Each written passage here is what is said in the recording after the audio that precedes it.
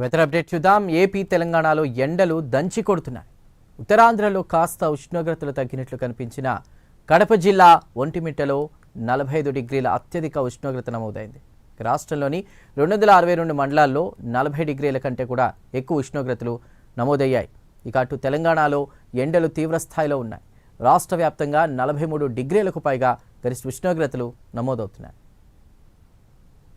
వివరాలు చూస్తే తెలుగు రాష్ట్రాల్లో గరిష్ట కనిష్ట ఉష్ణోగ్రతలు ఈ విధంగా ఉన్నాయి.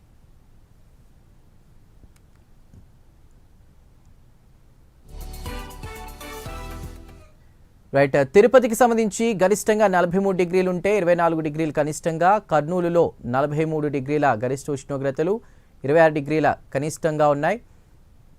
ఇక నెల్లూరుకి సంబంధించి చూసుకుంటే గనక గరిష్టంగా 40 డిగ్రీలు, కనిష్టంగా 26 డిగ్రీలు.